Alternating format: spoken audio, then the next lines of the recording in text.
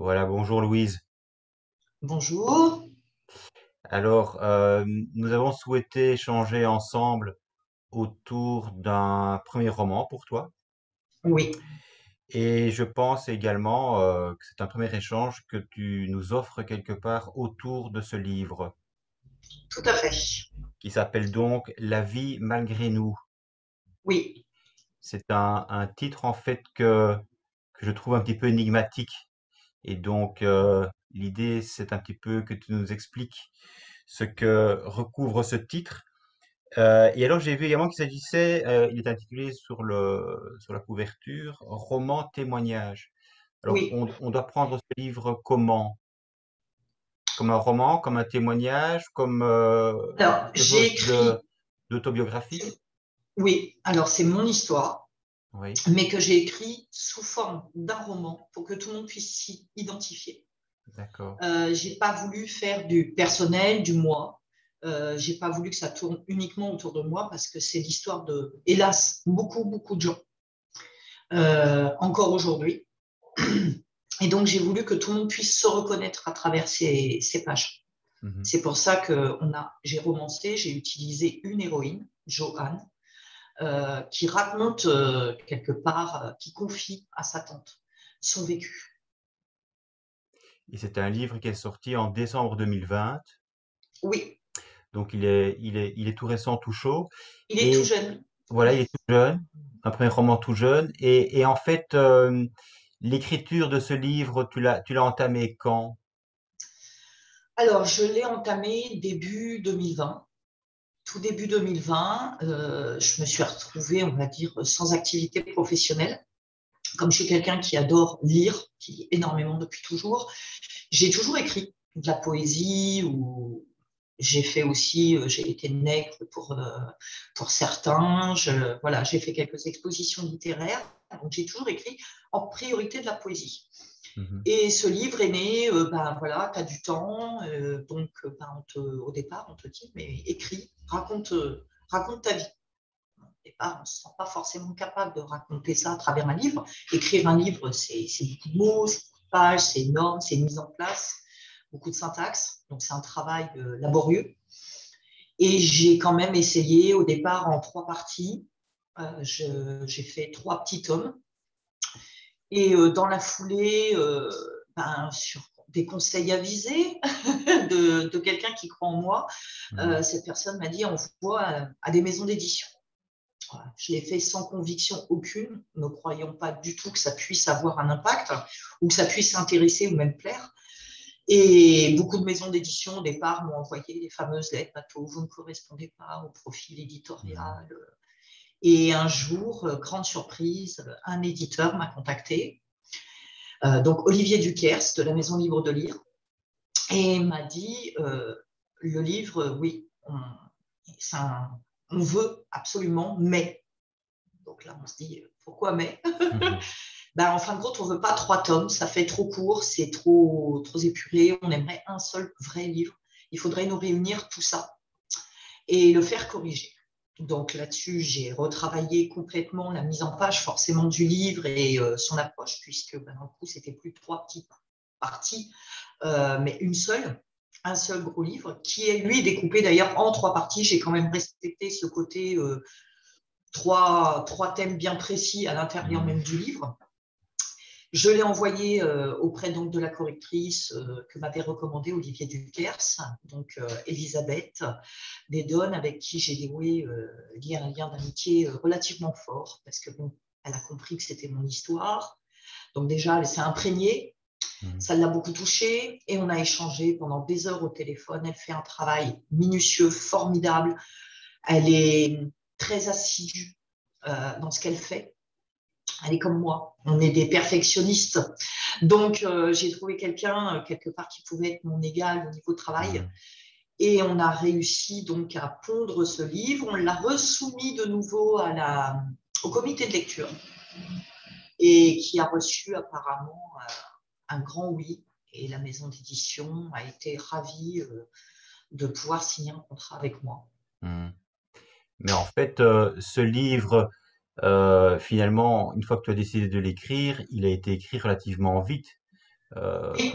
puisque voilà, tu dis que tu as commencé l'écriture en janvier 2020 et le livre est sorti en décembre 2020, donc c'est quand même assez rapide. Par contre, il y a eu visiblement un long temps de maturation parce que tu racontes dans ton livre une histoire qui était personnelle, qui ne remonte pas, je dirais, à hier.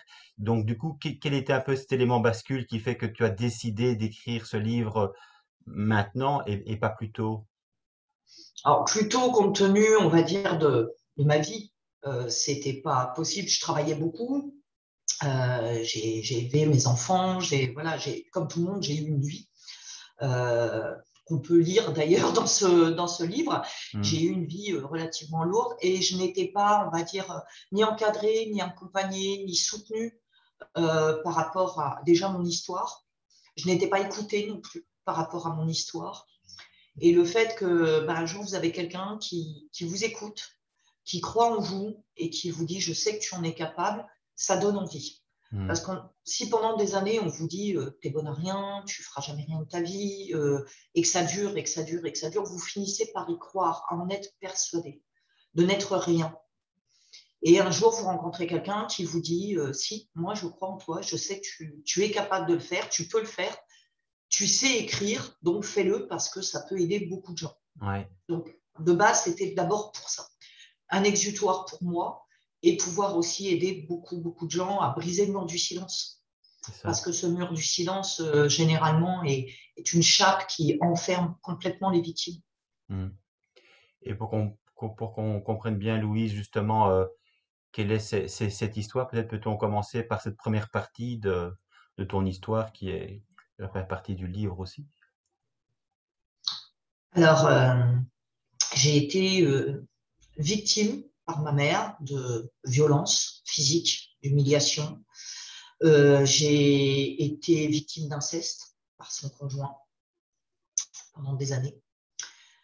Tout ça cumulé a fait que vous essayez de survivre dans un milieu, on va dire, en plus, qui n'est pas, voilà, j'avais pas l'école, j'avais pas la campagne, j'avais pas forcément de gens autour de moi, j'ai grandi en cité. Et on grandit comme on peut avec les copains, avec les copines, on s'élève tout seul et on élève aussi les petits frères, les petites sœurs, on élève aussi les copains quand ils ont besoin.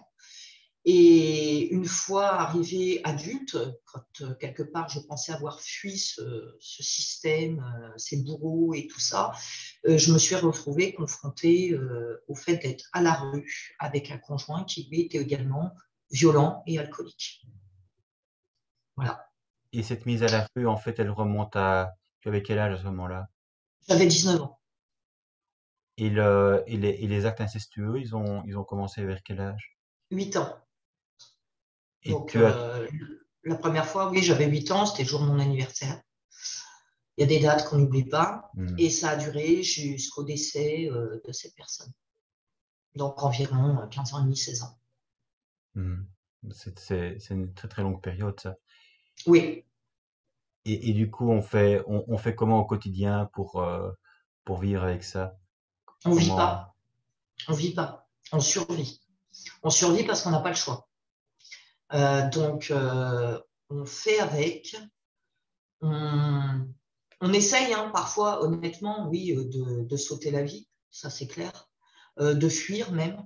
Mais le problème, c'est quand vous fuyez et que vous êtes un enfant, voire une jeune ado, ou un jeune ado. Il ne faut pas oublier qu'il y a beaucoup, beaucoup de garçons aussi qui sont victimes. Euh, et que vous avez autour de vous tout un monde adulte qui ne vous écoute pas, qui ne vous croit pas. Et ma mère avait fait en sorte de toute façon que je ne puisse pas être entendue ou écoutée. J'avais soi-disant rencontré des psychologues, des psychiatres qui avaient fait un dossier sur moi, comme quoi j'étais manipulatrice, autodestructrice. J'avais tout inventé. J'étais une mytho, tout simplement. Et forcément, vous vous retrouvez pris dans cet engrenage où aucun adulte va vous tendre la main, dans tous les cas. Donc après, en plus, vous manquez de confiance dans ce Hmm, monde adulte. Donc vous hmm, n'allez pas vous confier, vous n'allez dire ça à personne. Vous hmm, gardez ça pour vous et vous faites avec. hmm. Voilà.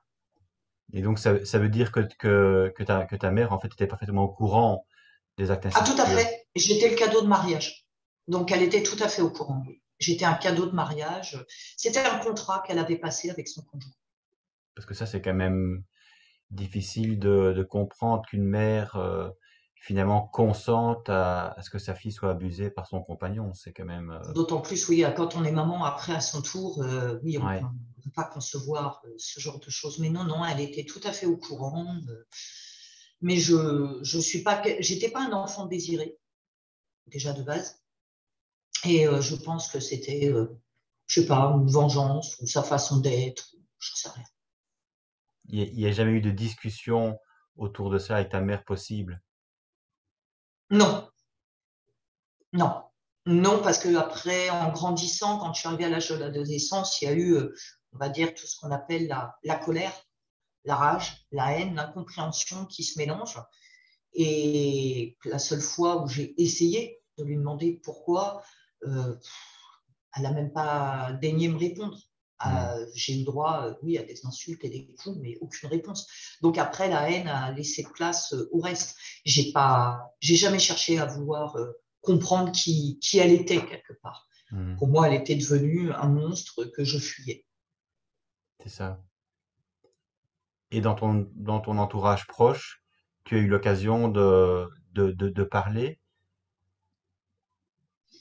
Alors, j'ai eu surtout des gens qui ont été témoins, qui n'ont rien dit, qui encore, à l'heure d'aujourd'hui, confortent les dires de ma mère. Euh, ou qui se sont rangés derrière elle parce que bon, il y a un certain statut social, il y a un peu d'argent, voilà, Hmm. on ne prend pas position. Donc tu étais très très isolé en fait. Oui, oui, oui, jusqu'à mes 15 ans, enfin enfant, j'avais ma meilleure amie, Yolande, dont je parle beaucoup dans le Oui, livre, et qui m'a fait rencontrer le reste du groupe des fleurs de bitume, comme on dit, puisque nous on s'appelait comme ça, c'était notre surnom de groupe. Parce qu'on se disait que ouais, on était dans les grosses cités, on grandissait là et qu'on arrivait malgré tout à avoir un peu de beauté dans toute cette grisaille qui nous entourait. Elles étaient d'un milieu social très très différent de moi. Elles avaient des familles entièrement ouvertes, aimantes, agréables. Et à travers ces amis-là, oui, j'ai eu le courage de commencer à me battre et à devenir ce que je suis aujourd'hui. Elles ont été vraiment un couloir, un échappatoire à cet enfer c'est ça. pendant une bonne période de ma vie. Mais tu étais pleinement conscience en fait de ce qui t'arrivait et tu étais pleinement conscience que ce qui t'arrivait était tout à fait anormal ou bien en fait tu as un petit peu anesthésié la chose, tu n'as pas souhaité euh, Non, j'étais voir ce qui se consciente, passait. Tu j'étais étais consciente? consciente. J'étais consciente et la seule fois où j'ai voulu déposer plainte, je me suis retrouvée dans un commissariat de police et il y a eu une enquête de fait. Pendant 8 jours, j'étais chez des amis, une voisine qui m'avait aidée dans mes démarches avec son fils. Et donc, je me suis retrouvée pendant 8 jours à attendre. Et au bout de 8 jours, ma mère est revenue me chercher. L'enquête n'avait pas abouti parce qu'elle a sorti sa carte secrète. C'est là que j'ai découvert justement les dossiers psychologiques qu'elle avait montés contre moi. Enfin, je m'étais automutilée volontairement. On ne m'a pas écoutée du tout. Hmm, On m'a remis chez ma mère et son conjoint, hmm. en toute impunité. Ce Donc que après, j'ai, oui, j'ai perdu toute foi dans le fait de vouloir me défendre ou de dénoncer. J'ai dit, ça ne sert à rien. Je me bats pour rien. Donc j'ai arrêté. J'ai baissé les bras. Comme on dit bêtement, j'ai attendu que ça se passe. hmm, C'est ce qu'il y a de pire. hmm. Parce qu'on est dans l'obligation d'accepter ce qui vous arrive en se disant, de toute façon, même si j'essaie de me battre, ça ne sert à rien. Donc on attend. On attend, on se dit, il y aura des jours meilleurs. Et on Je fait avec. subis. Et Hmm, faire avec, c'est ce qu'il y a de pire. hmm. C'est une destruction psychologique très, très importante. Et du coup, en fait, tu parles effectivement de survie, mais concrètement au quotidien, parce que bon, tu étais quand même une jeune fille, il y avait quand même les études, il y avait quand même éventuellement les activités. Tout ça, en fait, tu arrivais quand même à y prendre du plaisir, à te concentrer sur ce qu'il y Alors, avait à faire. c'était ma fuite. Je me réfugiais complètement justement dans mes études. Donc, j'étais Hmm. une très, très bonne élève. Ah, voilà. Parce que dès que j'étais sur les bancs de l'école, je savais que si j'apprenais, si j'avais de bonnes notes, je pourrais éventuellement faire un métier qui après pourrait me plaire. Et donc, pour moi, c'était un moyen de fuir. Les études et l'école étaient un moyen de fuite. Apprendre, avoir un diplôme était pour moi quelque chose d'important parce que je me disais que ça me permettrait de me construire une fois adulte. Hmm. Donc, je me réfugiais complètement là-dedans. C'est ça. Et les actes incestueux, en fait, Louise, ils se sont arrêtés dans quel contexte? Qu'est-ce qui finalement, quel a été l'élément qui a fait que Son décès. ça a pris fin? Son décès. Ah Le oui, fait qu'il est décédé. ah oui, Il c'est avait ça. 32 ans de plus que ma mère, donc Hmm, c'était un homme âgé. hmm. Et donc c'est le fait qu'il, comme il était très malade, il a fini par mourir. C'est ce qui a fait que tout s'est arrêté. Ce qui finalement pour toi a été Ah oui, ça a été une un véritable soulagement. libération, quoi. Ouais, Oui, tout à fait. ouais, Il y a des, comme on dit, on souhaite la mort de personne. Tout dépend de qui décède. Il y a ouais. des fois, si, il faut être honnête, on peut Oui, souhaiter la oui, mort. ça peut faire du bien. Ça peut être un soulagement, oui, tout à fait. Ouais. Tu serais d'accord en fait de nous lire peut-être un passage de cette première partie de ton livre? Oui, tout à fait. Alors déjà, bah, pour le présenter, Oui. voilà. Donc, le petit bébé, Louise Victoire, à ma fille aînée, de nous faire un croquis, parce qu'on avait très précise de ce qu'on voulait. Donc, une petite fille, avec des livres autour d'elle, puisque bah, les livres ont toujours été mon échappatoire. J'ai toujours lu, j'ai toujours plongé voilà, dans les études et dans ce qui pouvait m'emmener ailleurs. Donc, mais qui est bah, lacérée, qui est blessée, qui est nue et qui est dans un cachot, tout simplement. Et quand Olivier a reçu le croquis du livre, il a demandé à Yolande Catelin, de le mettre en image. Et ce qu'elle a très très bien fait. Elle s'est Mm. servie du croquis et elle m'a envoyé ensuite le projet de couverture qui était exactement ce que j'attendais. Et d'ailleurs, je la remercie au passage parce qu'elle m'a envoyé l'original de la couverture, le dessin qu'elle a effectué pour servir de couverture. Donc, qui est sur mon bureau, qu'on aperçoit là-bas. Un beau cadeau. Voilà, qui est sur mon bureau dans un cadre, parce que bah, ça m'inspire un peu tous les jours, parce qu'on n'est pas auteur, on devient éventuellement. Quand j'ai écrit ce premier livre, je ne me sentais pas auteur du tout. Je me sentais me libérer, je me sentais envoyer un message à beaucoup de gens. J'espérais voilà, qu'il soit un fer de lance, un appel pour les victimes, enfin tout genre de choses, mais je ne me sentais pas auteur. Et quand je l'ai vu arriver à la maison, que j'ai vu les retours aussi des lecteurs sur Mm. la construction du texte, la façon dont je l'ai écrit.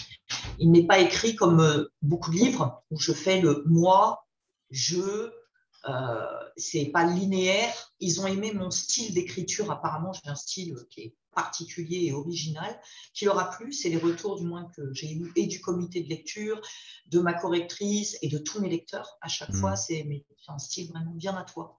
Et Ouais. donc, j'ai découvert que j'avais ma patte d'auteur. Mm. Et là, forcément, maintenant, je suis en train de travailler sur mon prochain projet d'écriture, qui est d'ailleurs très, très bien avancé, hein, puisque pareil, j'ai commencé au mois de janvier et j'en suis à un peu plus de la moitié. Ah ouais. Et là, oui, je me découvre auteur. J'ai un réel, réel plaisir à écrire à l'heure d'aujourd'hui. C'est vraiment, c'est quelque chose de passionnant chaque jour.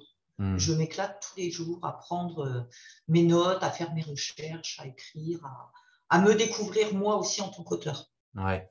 Et tu me disais en off en fait que pour justement parvenir à écrire sur un sujet aussi compliqué, tu as dû prendre du recul et que du coup, en fait, tu avais fait usage quelque part d'une tierce personne. Ça te permettait Tout à fait, oui. d'avoir justement ce détachement nécessaire pour pouvoir te dire.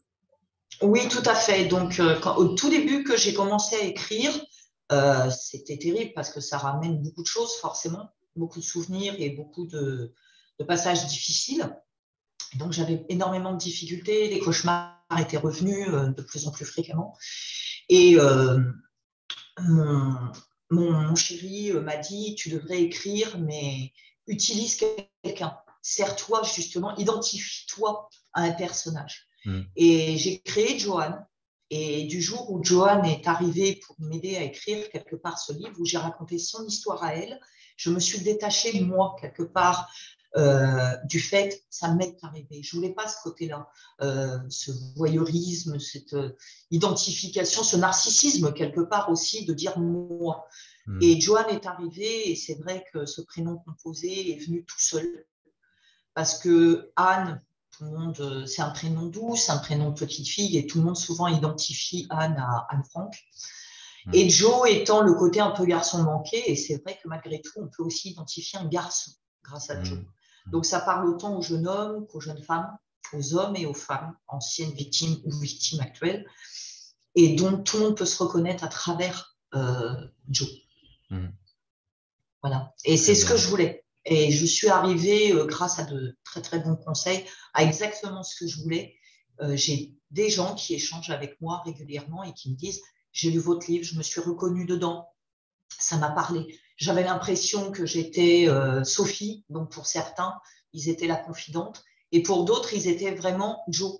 Mm. J'ai l'impression que c'est moi qui expliquais ce qui m'est arrivé, autant des hommes que des femmes. J'ai eu des retours des deux. Mm. Donc, ça m'a soulagée et confortée dans le sens où j'avais écrit exactement comme il le fallait. C'est ça. C'est évidemment tout l'intérêt, toute la recherche de l'écrivain, c'est la recherche évidemment du mot juste et le fait dans un premier temps d'écrire en solitaire, de chercher les mots, de chercher la phrase qui sonne juste et puis évidemment après lâcher, j'ai envie de dire, le bébé et il va faire son chemin. Donc là, ça, tu ne maîtrises plus rien et du coup quand tu reçois évidemment des échanges avec des lecteurs qui ont été touchés, tu te dis ça y est, Oui, je suis dans le bon, je suis dans le vrai c'est ça, et c'est il y a ça. réellement J'attendais les premiers retours ouais, avec impatience parce que c'est vrai ouais, que bon, mes bêta-lectrices m'avaient félicité sur mon travail, mon éditeur, le comité de lecture, tout le monde m'a félicité sur mon travail, ma correctrice aussi. Mais c'est vrai que j'attendais le retour des premiers lecteurs une fois que c'était des gens lambda qui ne me connaissaient pas, qui ne connaissaient rien de moi, qui avaient mis justement qui avait eu cette attraction avec ce livre, d'un seul coup, venait me voir en me disant bravo, je suis touchée, j'ai été émue. Ils sont passés par tous les sentiments. En plus, alors beaucoup me disent, on passe par tous les sentiments quand on lit ton livre, la colère, la joie, la tristesse. On a des moments de rire aussi, parce qu'il y a des moments, je raconte, voilà, qui peuvent être drôles. mm, Alors, il y a quelques phrases qui ont beaucoup, beaucoup marqué les lecteurs, qui les ont beaucoup fait rire. L'ornithorynque enrhumé, donc des petits détails comme ça, mm, une histoire de bouée aussi qui les a énormément fait rire, l'histoire d'une bouée qui fait beaucoup, beaucoup rire dans le passage des fleurs de bitume. Après, oui, ils sont passés par la colère. Bon, j'ai su aussi avec le temps que j'allais peut-être déclencher certainement des embouteillages sur la route parce que bizarrement, quand ils le lisent, il y a toujours un moment où ils s'arrêtent. Ils m'envoient un petit message en me disant j'ai eu qu'une envie, c'est prendre ma voiture et venir te voir. Ah, ne prenez pas tous vos voitures, restez chez vous. C'est très gentil, c'est très touchant, c'est très agréable. Mais ouais, j'ai eu beaucoup cette réflexion et j'ai eu aussi beaucoup la réflexion de gens qui me demandaient mais aujourd'hui, comment tu vas mm, aujourd'hui Ils mm, se sont beaucoup inquiétés après avoir lu le livre de savoir ce que je suis devenue et si j'arrive mm, à être heureuse et mm, posée et bien dans ma vie. c'est Alors, ça. je profite justement de pouvoir avoir cette vidéo pour rassurer tous mes lecteurs. Oui, je vais très, très, très bien. Déjà, je suis quelqu'un de très optimiste de base. J'ai beaucoup d'humour. Je crois que quand on a traversé ce que j'ai traversé, soit on est complètement détruit et on se laisse détruire, soit on trouve la force en soi de se battre. Ouais. J'ai eu la force, je l'ai fait, et aujourd'hui, j'arrive à rire et à rire de tout. Donc, je suis quelqu'un qui a beaucoup d'humour et qui ne se laisse pas, non, Mm, ennuyé, j'irais même embêté par tout ce qui peut me gêner. Quand ça me gêne, ça dégage. mm. Voilà, tout simplement. Tu es très clair. Voilà, Tu es très alors oui, clair. je suis très, très franche, hein, je suis Mm, quelqu'un de très, très, très franc. Quelque chose me plaît, je vais le dire, je vais même m'investir et je vais faire ce qu'il y a à faire. Si ça ne me plaît pas, je passe mon chemin. Et il ne faut pas insister, il ne faut pas continuer à venir parce que si ça ne me plaît pas, non, je ne m'y attarde pas. D'accord. Mais je vais quand même te redemander si tu veux bien nous lire quelques, Un quelques passage du phrases. livre, Oui, hein. s'il te plaît. Alors, j'ai choisi en premier passage, puisque tu m'avais demandé d'en sélectionner deux. Donc, j'ai choisi en premier passage ce qui fait euh, que Joe s'est posé des questions, ce qui fait que Joe est né. Donc, en fin de compte, ce qui a fait naître tout cela chez Joe, c'est un courrier. C'est bête des fois, hein. Les lettres, elles peuvent perturber une vie. Et en fin de compte, Joe est chez elle et elle reçoit un courrier où il est écrit dessus confidentiel. Et donc, voilà la lettre. Chère Joanne, j'ai fait à ton père il y a bien des années, peu après ta naissance, la promesse de te remettre son journal intime. La seule condition était que tu sois en âge de comprendre ou adulte pour pouvoir lire ceci. Ce journal va te permettre enfin de savoir la vérité sur ton père et toi. Il est surtout important que ta mère ne puisse intercepter ce courrier et son contenu. Voilà pourquoi j'ai mis bien longtemps, tout d'abord pour te retrouver et ensuite pour être sûr qu'il s'agisse bien de toi. Je tenais vraiment à accomplir ma promesse avant de mourir. Je sais que cela va certainement te paraître fou, mais ton père et moi étions très proches. J'ai eu la joie et le plaisir de te connaître ainsi que ta mère. Je ne sais pas comment tu as grandi ni quelle femme tu es devenue. Tu dois être magnifique, j'en suis certain. Sache une chose, ton père, certes, n'était pas un homme politiquement correct, il était du genre sans foi ni loi, il a commis bien des écarts. Mais une chose est sûre, il t'aimait comme un fou. J'espère que tu trouveras à travers ces lignes les réponses aux questions que tu as dû certainement te poser 1000 fois. Avec toute mon affection et ma tendresse, sincèrement, un ami fidèle, Harry. Donc, Harry est le meilleur ami de mon père. Et ce journal intime qu'elle reçoit va lui ouvrir des portes sur des vérités qu'elle ne connaissait pas. Donc, la rencontre de ses parents, comment tout ce qui est avant sa venue au monde. Donc, quelque part, sur la raison d'exister, on a toujours tous un relationnel difficile parfois avec notre identité. D'où je viens, qui je suis, pourquoi, comment. Et elle se les est posées toute sa vie, ces questions, Jo. Mais elle n'avait pas le temps d'y répondre. C'est des questions qu'on laisse de côté. On passe à autre chose. Parce qu'il y a la vie, parce qu'il y a le travail, parce qu'il y a la famille, il y a les enfants, on a plein d'obligations qui fait que. Et un jour, elle reçoit ce courrier et donc elle se dit je vais le lire, ce journal intime. Et je vais faire connaissance avec ce père que j'ai jamais connu. Donc, elle va commencer à faire connaissance avec ce père. Elle va découvrir beaucoup de points communs qu'elle a avec lui. L'amour du jazz, de la poésie, des belles choses. Et surtout l'amour de la vie. Parce que son père dit toujours, rien n'est grave, même pas la mort. Et Joe le dit tout le temps aussi. Parce que c'est vrai que la mort, c'est quoi si ce n'est qu'un passage vers autre chose, de toute façon. Et quand on voit des fois ce qu'on quitte, des fois, c'est pas, c'est pas si terrible. Et donc, suite à la découverte de ce journal intime, elle va apprendre l'existence d'une tante, Sophie, qui habite dans le Gers. Et elle va la contacter pour savoir si ce journal est vrai, si ce qui est dedans est réel. Parce qu'elle est choquée par beaucoup de choses qu'elle apprend au fur et à mesure des pages. Et sa tante lui conforte que tout ce qui est écrit est réel. Elle est témoin de ce journal, elle a été très très proche de son frère et donc elle va lui conforter toutes ses idées. Et donc à son tour, sachant qu'aujourd'hui elle connaît son père grâce à Sophie, Joe décide donc de raconter à Sophie son histoire à elle. Et c'est là que l'on rentre après dans la deuxième partie du livre, les liens dans le sang, et ensuite la troisième partie, les fleurs du bitume. Et ce journal intime, justement, il existe vraiment ou ça, c'est la partie romancée? Alors, j'ai romancé le journal intime. En vérité, ce n'est pas un journal intime, c'est Harry qui m'a retrouvée en chair et en os. On a passé une semaine à discuter et il m'a raconté tout ce qui est dans le journal intime. Il y avait des notes, il y avait des lettres, il y avait donc la lettre de mon papa qui est publiée dans le livre et la véritable lettre de mon papa. C'est une lettre qu'il m'avait laissée et que Harry m'a remis et que j'ai appris par cœur. Et donc, je l'ai remise dans le livre. Et il m'a raconté qui j'étais et la raison de ma naissance. Voilà. Donc ça, c'est la partie romancée. D'accord. Ce qui a quand même été du coup un moment extrêmement fort aussi, j'imagine. Alors, ça a été un choc à 17 ans d'apprendre qui est son père et comment on est venu au monde et pourquoi on est venu au monde. Hmm. Donc, on apprend surtout qu'on est un enfant dès le départ qui n'est pas désiré, puisque mon père ne voulait pas d'enfant, puisqu'il se savait condamné par un cancer. Donc, sa raison était tout à fait louable. On ne fait pas d'enfant quand on sait pouvoir mourir. Il avait déjà un fils que je ne connais pas, mais qu'il a mis à l'abri du besoin très très vite quand il s'est su condamné. Il a fait tout ce qu'il avait à faire. Et donc, la condition pour être avec ma mère était simple, c'est je ne veux pas d'enfant.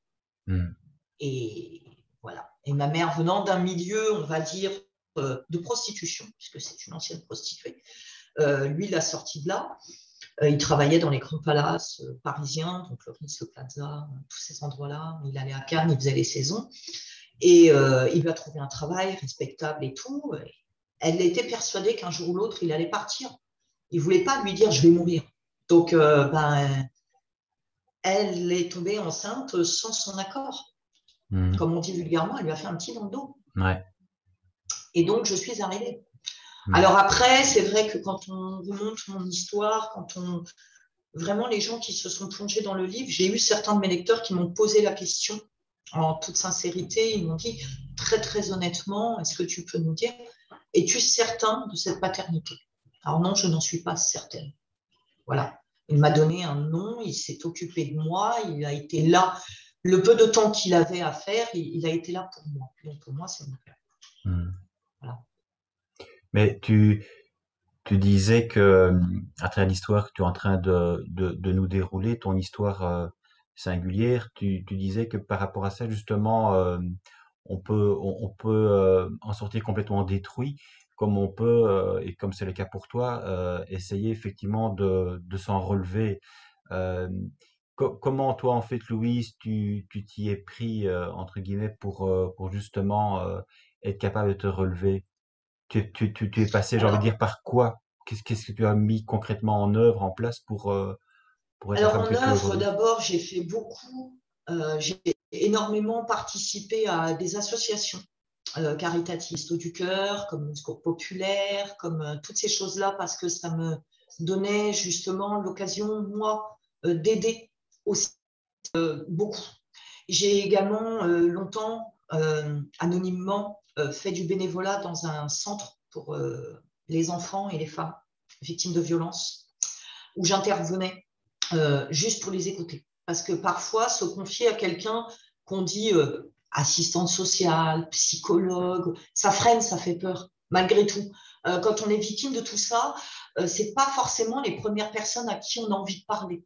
On a envie de parler plus à une amie, à quelqu'un Mmh. qui peut vous comprendre, devant qui vous pouvez quelque part pleurer, vous lâcher. Et comme j'avais été victime très longtemps, j'ai rencontré un jour, par hasard, une femme formidable qui avait créé ce centre. Alors, j'ai bien entendu pas donné le véritable nom dans le livre parce que c'est hors de question, trop de victimes à protéger. Mais on avait un jeu de mots toutes les deux. Elle chantait tout le temps la chanson de Christophe, Les mots bleus. Mmh. Voilà. Et moi, je l'écrivais MAUX. Voilà. Et donc, j'ai longtemps fait du bénévolat dans ce centre où j'ai rencontré des femmes victimes, des enfants victimes avec qui j'ai réellement lié des liens, mais de très, très forts liens d'amitié. Et le fait que quand elles étaient en face de moi, elles avaient aussi une victime. Donc, quelqu'un qui pouvait les comprendre. Elles n'avaient pas forcément besoin de peser ou de choisir les mots ou de se donner, on va dire, une quelconque obligation de convaincre. En face de Mmh. moi, elles n'avaient pas besoin. Mmh. Les victimes ont souvent, comme on dit, des phrases et des mots types qui reviennent. Ils ont tous la même expression dans le regard. Cette expression de peur, d'angoisse, de est-ce qu'on va me croire, est-ce qu'on va m'écouter, et Mmh. qu'est-ce que je vais devenir? Vous savez, maintenant je fais quoi? Je suis paumée là, je vais où, je fais quoi? Et elles ont tout ça. Et donc j'ai beaucoup fait de bénévolat, donc ça déjà, ça m'aidait énormément. Après, ouais, j'ai aidé beaucoup de gens par le biais des Restos du Cœur. J'ai fait du volontariat très longtemps. Je faisais la distribution des repas. J'aidais d'ailleurs certains à apprendre à lire et à écrire pour passer leur CAP, des petites choses comme ça. Je suis un petit coup de main. Euh, les aider à tout un tas de petites choses. Ouais. Donc, je faisais partie de plein d'associations. Et j'ai entraîné d'ailleurs mes copines, les fleurs de bitume là-dedans. Donc, elles se sont énormément engagées. Et après, dans la deuxième phase, quand je suis passée d'enfant victime à adulte victime, à femme victime, ce qui me faisait tenir, c'est mes enfants. Parce que j'ai été maman très jeune. J'ai été à Mhm. la rue à 19 ans, mais à 19 ans, j'étais enceinte. Donc, j'étais SDF pendant 1 an et enceinte. Et ce qui me faisait tenir, c'est mes enfants. J'avais pas le droit de flancher, ils étaient là. Ils n'avaient rien demandé. Ils Mhm. n'avaient pas demandé à être là, ils n'avaient pas demandé à venir. Donc, j'avais pas le droit de flancher. Et je me devais de les protéger surtout. Mhm. Surtout. Les protéger de mes bourreaux, c'est-à-dire leur grand-mère, leur père, et puis de ce mur de silence, et puis de tous ces gens qui essayent de vous écraser. Je me devais de les protéger de ça. Donc, ça a été aussi mon moteur, ça a été mes enfants. C'est ça. Et comment, en fait, si tu peux nous le dire, si tu veux bien, comment tu t'es retrouvé en fait à la rue comme ça du jour au lendemain? Ah ben, bêtement, au départ, ma mère m'a fait laisser supposer qu'elle était contre ma fréquentation avec mon premier conjoint. Donc, elle m'a mise dehors. Et mon conjoint, lui, avait une mère alcoolique qui nous a mis dehors aussi. Donc, on s'est retrouvés à la rue.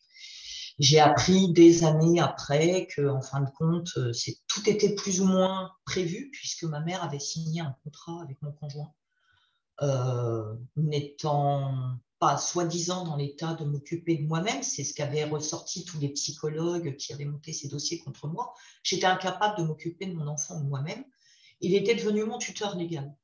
Donc, quelque part, il avait tous les droits sur moi. Donc, je l'ai su quand j'ai fui avec ma fille en pleine nuit et que j'ai voulu porter plainte et que le gentil policier est revenu en me disant déjà, en me demandant déjà qu'est-ce que j'avais fait pour me mettre en colère à ce point-là. Et ensuite, en me disant, mais de toute façon, c'est votre tuteur légal. Donc là, j'ai découvert, oui, l'engrenage dans lequel j'étais prisonnière quelque part. J'étais complètement coincée. Mhm. Voilà. Donc, on fait en sorte comme on dit, on ne fait pas les choses pour plaire, on fait les choses pour ne pas déplaire. C'est beaucoup plus difficile.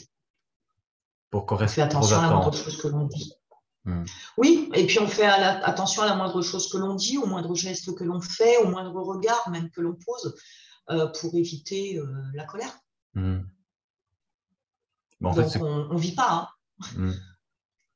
Et ce qui évidemment, mais c'est vrai que c'est assez fréquent. Je pense que c'est un élément aussi important à souligner, c'est que finalement, quand on a vécu, comme c'est le cas pour toi, très jeune, des relations incestueuses, malheureusement, ça devient souvent très compliqué de refaire sa vie après, et de refaire sa vie précisément ici avec justement quelqu'un d'équilibré, qui d'une certaine façon va prendre réellement soin de toi et ne va pas évidemment se retrouver dans où tu ne vas pas te retrouver dans une situation évidemment à nouveau de violence, parce que là évidemment ça, sinon ce sont les choses quelque part qui se répètent d'une autre façon, mais enfin c'est quand même toujours un climat évidemment de violence qui ne fait, j'imagine, que de réactiver sans cesse ce qui a déjà été vécu au sein même de la famille.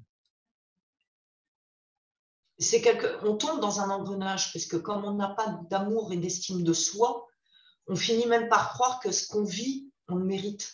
Mm. C'est d'ailleurs ce que beaucoup de victimes aussi me disaient dans le centre. Euh, je mérite ce qui m'arrive. Je provoque les situations où je n'attire que ces gens-là. Et on en est convaincu. On finit par se persuader, c'est ce que je te disais tout à l'heure, de n'être rien. Mm. Et dans le coup, après tout, que ce soit lui qui me tape dessus ou un autre, ça va changer quoi? Ma vie, c'est ça. Ma vie, ça va être les coups, ça va être la peur. Et on est persuadé que toute sa vie, ça va être ça. Et justement, c'est le jour où tu rencontres quelqu'un qui te dit la vie, c'est pas ça, où là, tu te dis, là, je suis sur une autre planète, j'ai croisé un extraterrestre, il y a un truc pas normal. Comment ça? La vie, c'est pas ça. C'est pas que dans les films. Non, c'est pas que dans les films. Dans la vraie vie, ça existe. Mm. Des gens normaux, des gens qui vous respectent, qui sont vraiment là pour vous et qui ont, voilà, quand ils vous regardent affectueusement et pas avec pas avec déni ou comme si tu n'étais qu'une sous-merde, quoi. Je veux dire, ces gens-là te regardent vraiment avec tendresse, avec affection.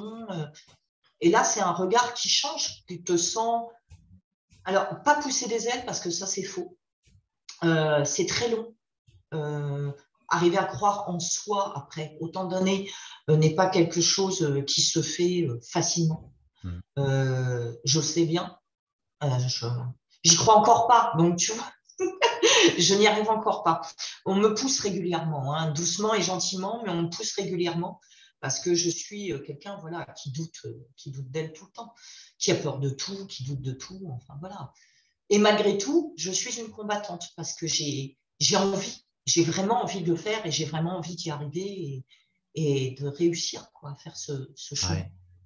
Et pour le coup, justement, quelles ont été ces personnes qui, t- qui ont été quelque part bienveillantes, aimables avec toi et qui t'ont fait comprendre que la vie, c'était pas ce que tu Alors, avais vécu? j'ai eu mes enfants qui, eux, avaient leur vie déjà.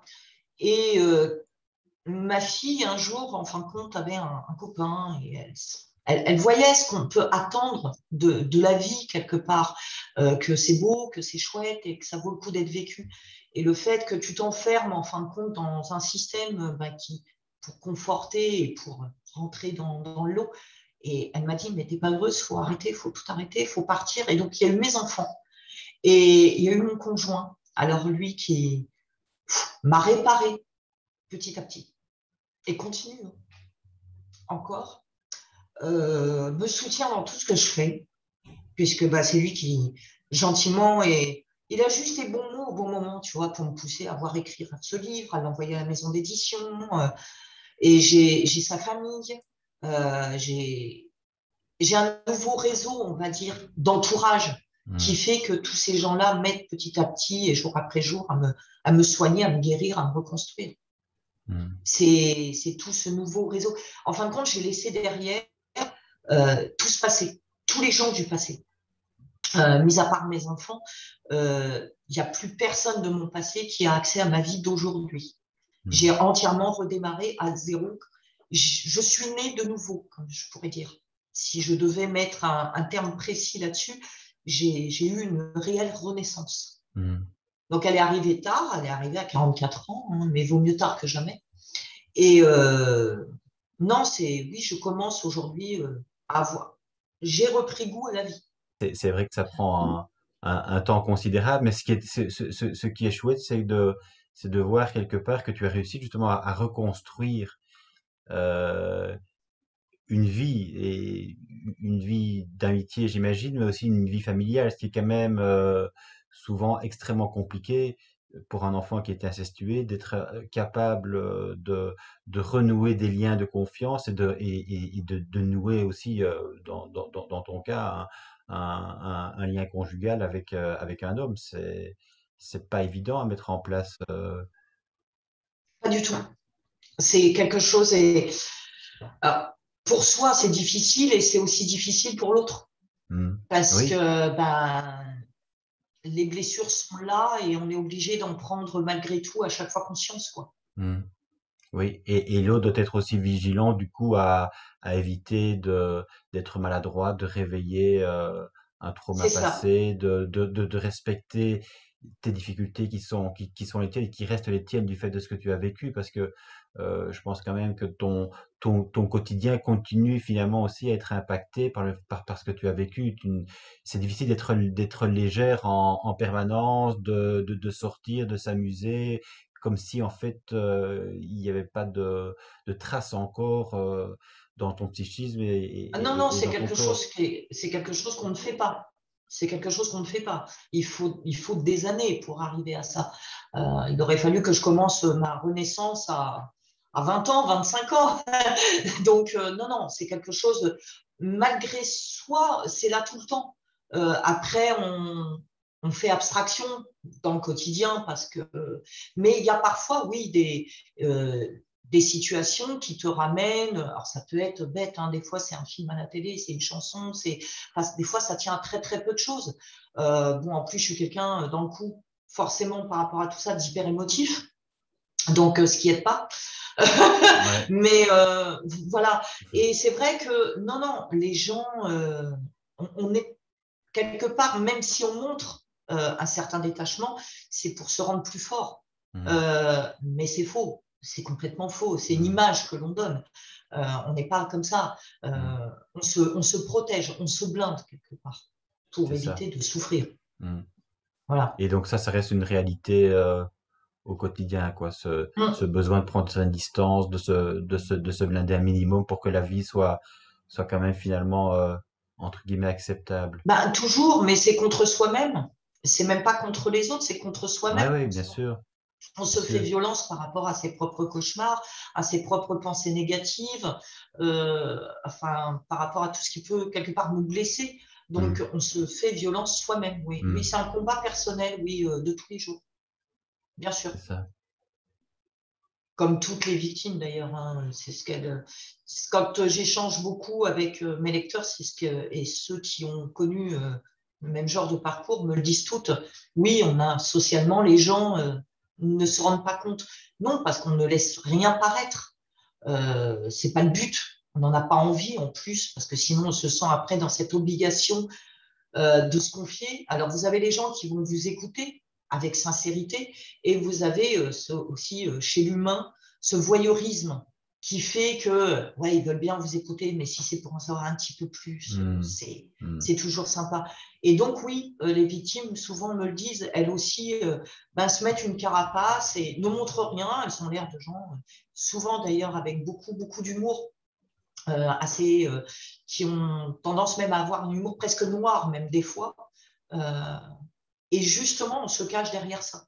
Mais comme on ouais. dit, les clowns portent toujours des masques pour faire rire les enfants, mais pour souvent cacher de grandes tristesses.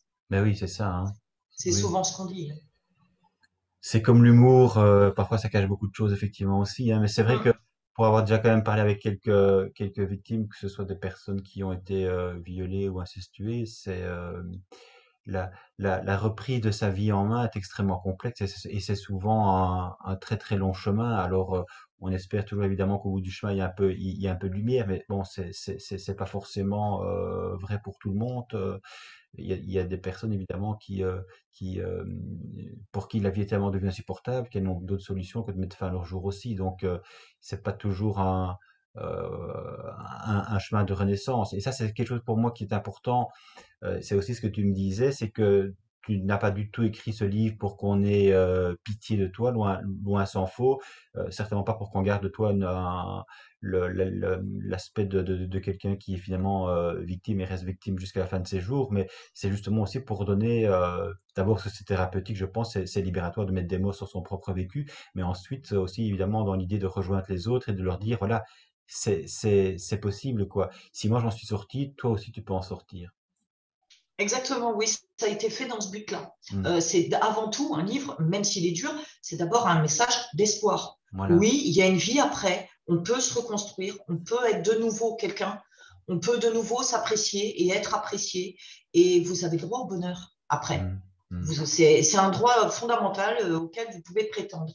Et oui, c'était justement pas dans le côté plaignez-moi, attention, je suis une Mm. victime. C'est justement pas ce que je voulais. C'était justement, oui, aider les victimes à leur dire ouvrez les yeux, tout le monde peut y arriver.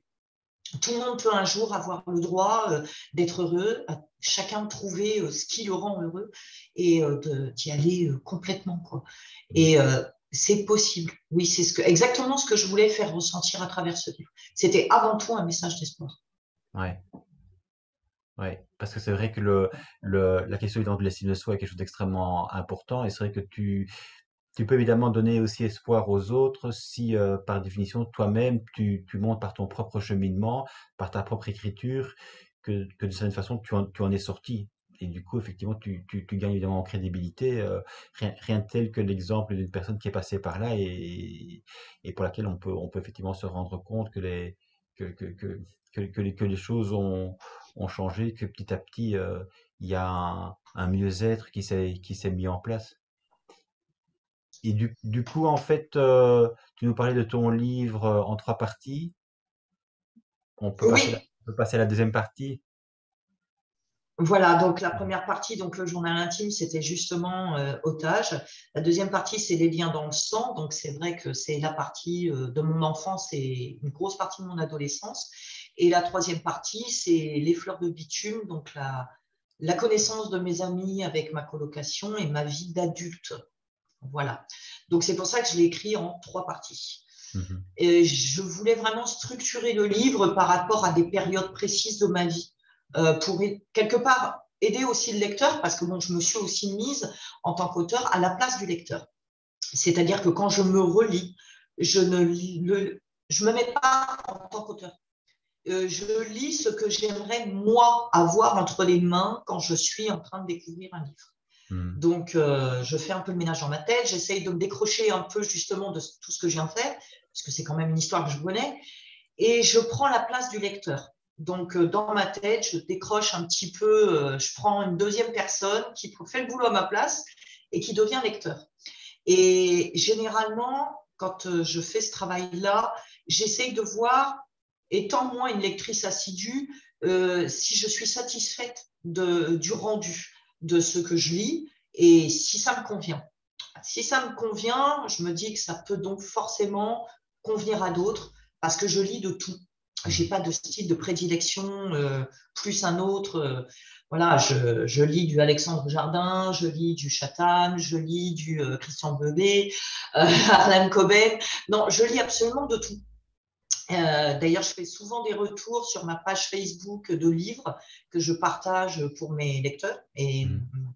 ceux qui me suivent, parce que je trouve aussi très, très agréable de partager et de parler de livres des autres.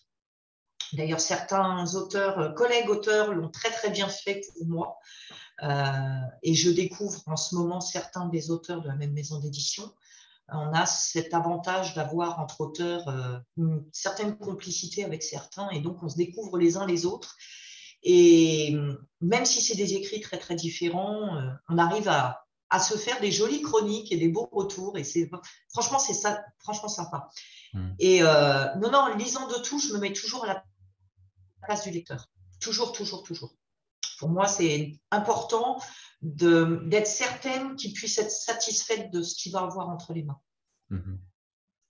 Mais du coup, sans évidemment dévoiler tout le contenu du livre, mais quand même pour qu'on s'en fasse une petite idée, tu peux nous brosser à grands traits ce qu'il y a ce qu'il y a concrètement dans cette deuxième partie. Alors concrètement, la première partie, c'est ce que je t'expliquais. Donc c'est Ouais. vraiment la rencontre, voilà, la rencontre entre mes parents, donc otages, Mhm. et ce qui explique ma naissance. Mhm. La deuxième partie, les liens dans le sang, c'est la relation que j'ai eue avec ma mère et la relation incestueuse avec son conjoint jusqu'à mon adolescence, jusqu'à son décès. Et ensuite, les fleurs de bitume, c'est quand j'ai fui et que j'ai connu, hélas, ma vie d'adulte.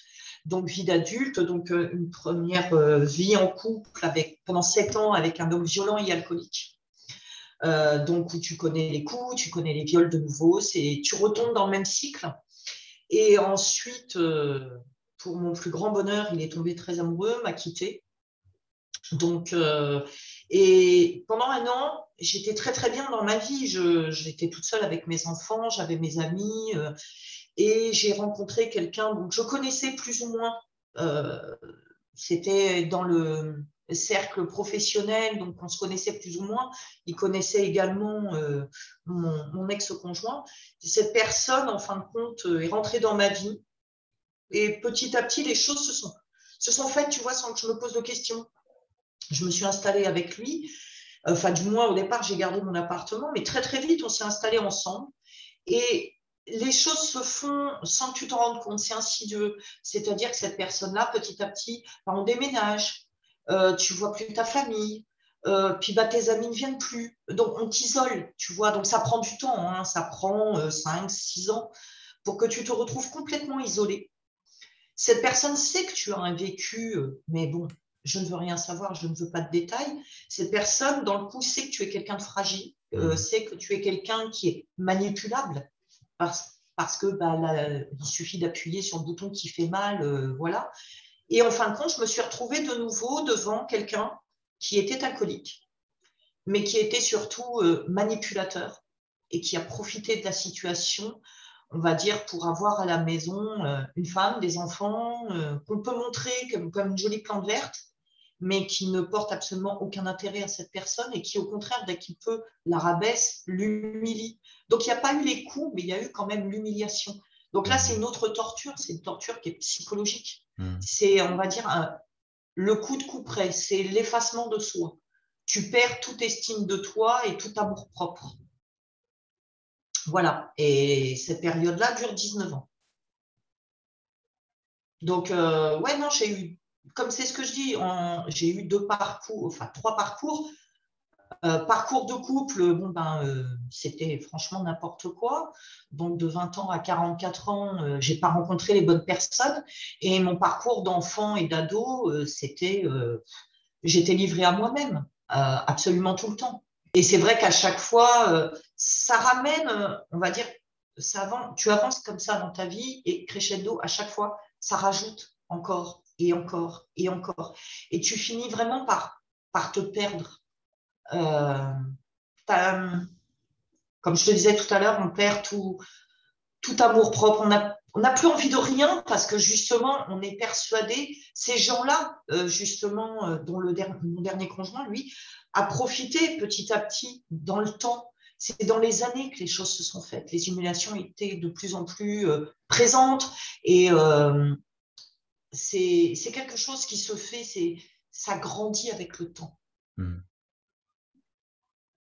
Et du coup, finalement, en t'entendant, je me dis quand même que il faut une certaine force de vivre, même si effectivement il y a un désespoir latent qui dure, qui dure. Tu as quand même finalement, d'une façon ou d'une autre, tu t'es quand même toujours finalement raccroché à la vie, ou bien il y a vraiment des moments où tu te dis, non, c'est fini, je perds tout espoir. Il y a des moments où tu n'en peux tellement plus que oui, tu penses honnêtement en finir. Je suis honnête, j'ai fait plusieurs tentatives de suicide, j'ai fait des crises d'anorexie mentale extrêmes. Je suis tombée jusqu'à 32 kilos. Donc, non, non, tu penses pouvoir mourir. Le problème, c'est quand c'est pas ton heure, c'est pas ton heure. Il y a toujours un truc qui fait que où où on te secourt alors que tu n'avais pas envie d'être secouru, ou il y a quelqu'un qui vient t'aider, mais tu n'avais pas envie qu'on t'aide, tu voulais que ça s'arrête, et donc tu dis c'est pas mon heure. Et donc, faut continuer, et donc tu continues. Et le fait, c'est ce que je te disais, le fait d'avoir mes enfants, où ils m'accrochaient énormément, énormément à la vie. Ça, c'est clair que, parce qu'ils n'avaient pas, je ne pouvais pas, à un moment ou un autre, ce qui m'arrêtait à chaque fois, c'était, je ne pouvais pas les laisser à ces monstres. Ça aurait été, mais indigne de ma part. Aucune mère peut faire ça, en temps normal. Aucune mère ne peut laisser ses enfants à des monstres. Et pour moi, c'était hors de question. Je ne pouvais pas abandonner mes enfants à ces gens-là. Donc oui, ce qui a fait pendant des années que je me suis battue, c'était le fait que j'ai mes enfants. Et donc maintenant, tu as vraiment le sentiment, on peut dire, d'en être sorti. Oui, oui, alors oui, le sentiment d'en être sorti. Bon, je me bats toujours avec mes cauchemars, mes démons, il ne faut pas rêver. Ça, je pense que ça sera encore très, très, très longtemps. Donc, c'est vrai que beaucoup moins parce que j'ai à côté de moi aujourd'hui, c'est ce que je te disais, des gens qui m'entourent et des gens qui m'écoutent. Ouais. Et même si un matin, je peux me lever et être moins bien qu'un autre jour parce que, je ne sais pas, j'ai passé une plus mauvaise nuit, ou je suis en train d'écrire et puis il y a des choses qui me gênent, ou simplement des pensées noires, ça peut arriver, je sais que je peux en parler. Que j'aurai toujours quelqu'un à mes côtés qui va m'écouter et qui, pas m'entendre, mais m'écouter. Et ça, c'est ce que j'ai toujours dit, c'est très, très, très, très important. D'ailleurs, je faisais souvent cette réflexion quand je travaillais dans les centres. Arrêtez de les entendre, écoutez-les. Ça changera beaucoup. Parce qu'entendre les gens, c'est une chose. Et moi, cette personne-là m'écoute. Et donc, je sais que même si un matin, je lui envoie un message ou que je le prends à part pour lui dire « Aujourd'hui, ça va pas, j'ai envie de pleurer », il va me dire « Pleure, ça ira mieux après ». Et il va m'écouter, et il va faire en sorte qu'après, le reste de ma journée, il se passe très, très bien. Donc, aujourd'hui, je suis rassurée chaque jour parce que chaque jour, on me montre que je suis capable, on me montre que je peux être forte, on me montre que je peux être respectable, respectée. Alors déjà, ça, c'est énorme. Le fait de devenir respectable et respecté, c'est énorme. C'est déjà une grosse phase, ça. Pour beaucoup de victimes, souvent, c'est un passage qui est difficile. Parce qu'on n'était rien, on n'était plus rien. Et d'un seul coup, on redevient respecté. Et c'est quelque chose auquel on n'est pas habitué. Mm. Donc, mais on y prend goût, hein, très très Ah, vite. oui. Non, mais, non, mais c'est bien évidemment de se dire qu'il y a moyen de mettre en place justement d'autres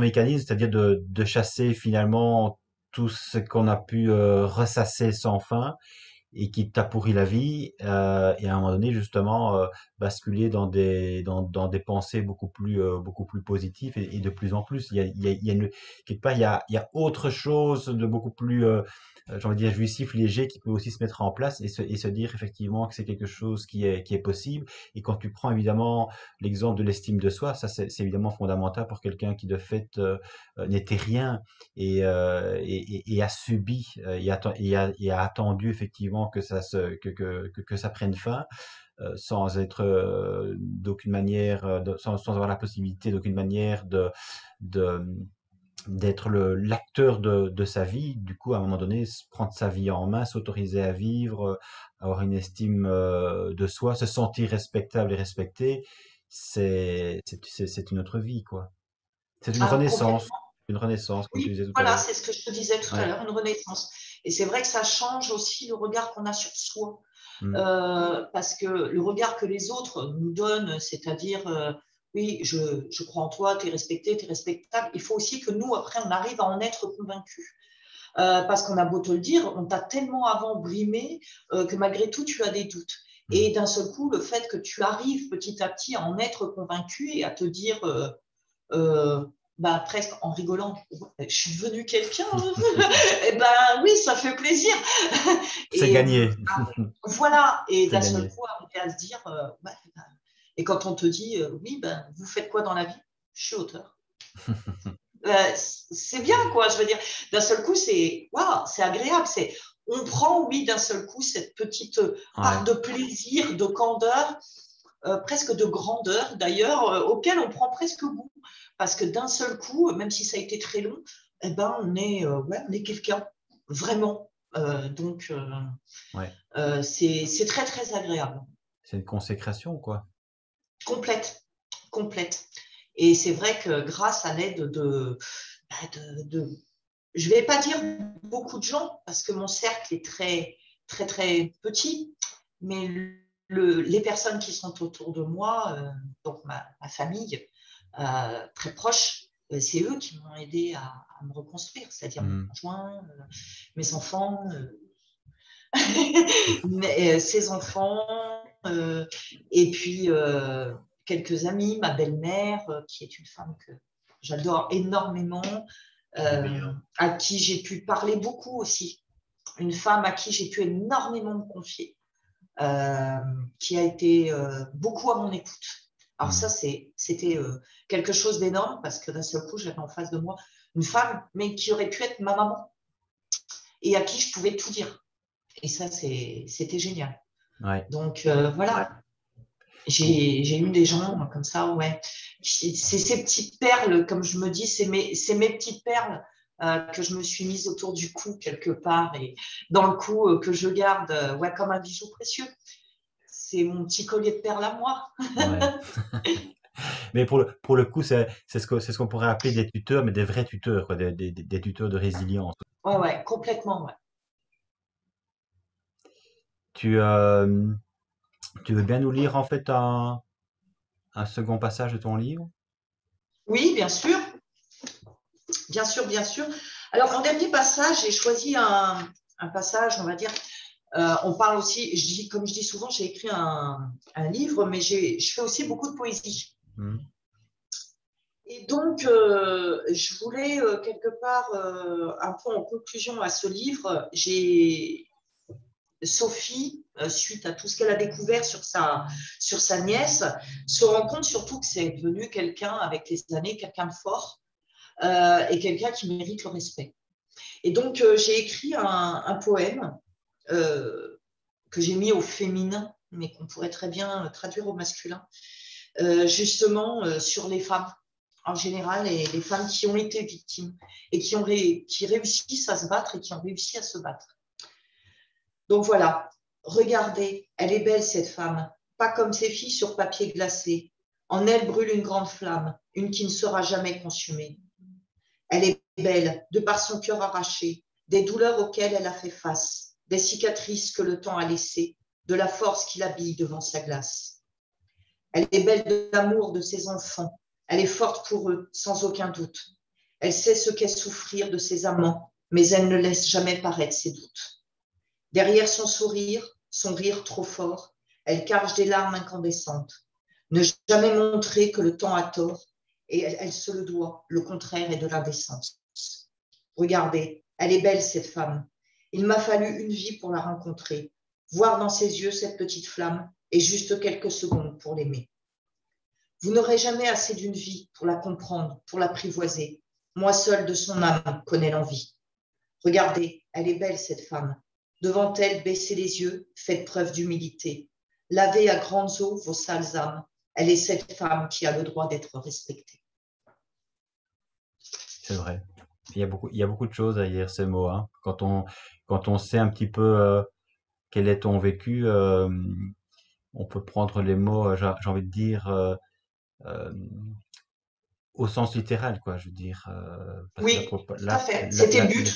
là, pour le coup, Et justement, que c'est pas toutes du ces rose, hein. femmes qui ont été victimes mais puissent se reconnaître à travers ces... Mm. Pour tes lecteurs et pour ceux qui écouteront notre échange, tu aurais envie encore de rajouter quelque chose de particulier à leur attention? Alors, un dernier petit mot pour mes lecteurs. Ouais, j'aimerais les remercier déjà de leur soutien, de tous leurs mots chaleureux qu'ils m'envoient régulièrement sur Facebook, sur Messenger, et leur dire que merci parce que sans lecteur, l'auteur n'a pas lieu d'être et n'a aucune raison d'exister. Donc, merci à eux. Rendez-vous encore longtemps pour La vie malgré nous. Et puis, pour les prochains, sur lesquels je travaille, le prochain Mytho, sur lequel je travaille actuellement, et tous les projets d'écriture qu'il y aura encore à suivre, parce que j'en ai encore plein, plein, plein, plein. Et ça va. D'accord. Mais écoute, en tout cas, je te remercie pour cet échange, Louise, C'est moi. et je te dis à bientôt et encore beaucoup, beaucoup effectivement d'imagination, de mots. Et puis je terminerai en disant finalement que voilà, tu as réussi finalement à sortir victorieuse de ton parcours de vie effectivement qui a été extrêmement, extrêmement compliqué. Donc, Louise Victoire, c'est pas mal. À bientôt. À bientôt. À bientôt, merci. Merci à toi.